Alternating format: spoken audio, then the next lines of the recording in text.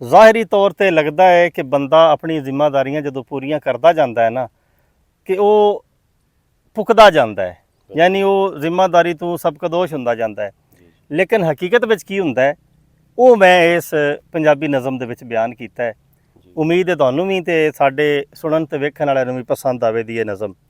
ਉੱਤੋਂ ਜਾਪੇ ਪੁੱਕਦਾ ਜਾਂਦਾ ਹੈ, ਉੱਤੋਂ ਜਾਪੇ ਪੁੱਕਦਾ ਜਾਂਦਾ ਹੈ, ਅੰਦਰੋਂ ਬੰਦਾ ਮੁੱਕਦਾ ਜਾਂਦਾ ਹੈ, ਅੰਦਰੋਂ ਬੰਦਾ ਮੁੱਕਦਾ ਜਾਂਦਾ ਹੈ।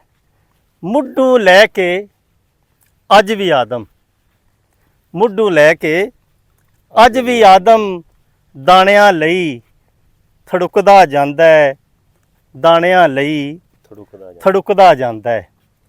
ਦੁਗੱਲਾ ਉਹਨਾਂ ਨੰਗਾ ਹੁੰਦਾ ਹੈ, ਦੁਗੱਲਾ ਉਹਨਾਂ ਨੰਗਾ ਹੁੰਦਾ ਹੈ, ਜਿਵੇਂ ਜਿਵੇਂ ਲੁਕਦਾ ਜਾਂਦਾ ਹੈ, ਜਿਵੇਂ ਜਿਵੇਂ ਲੁਕਦਾ ਜਾਂਦਾ ਹੈ।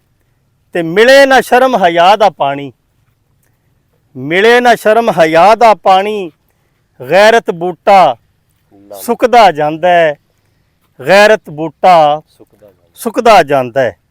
ਤੇ ਨੇਕੀ ਅਸਲਾਂ ਨਾਲ ਹੀ ਚੰਗੀ, ਨੇਕੀ ਅਸਲਾਂ ਨਾਲ ਹੀ ਚੰਗੀ, ਬੇਨਸਲਾ ਪਰ ਟੁਕਦਾ ਜਾਂਦਾ ਹੈ, ਬੇਨਸਲਾ ਪਰ ਟੁਕਦਾ ਜਾਂਦਾ ਹੈ।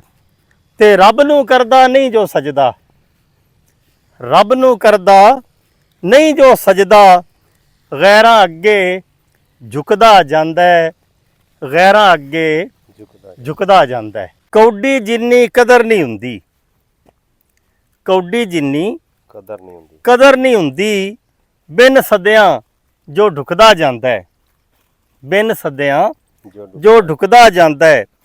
ਲੋਭ ਤਮੇ ਦੀ ਭੂਰੀ ਮੱਝ ਲਈ, ਲੋਭ ਤਮੇ ਦੀ ਭੂਰੀ ਮੱਝ ਲਈ, ਝੂਠੀ ਸਹੁੰ ਵੀ ਚੁੱਕਦਾ ਜਾਂਦਾ ਹੈ, ਝੂਠੀ ਸਹੁੰ ਵੀ ਚੁੱਕਦਾ ਜਾਂਦਾ ਹੈ।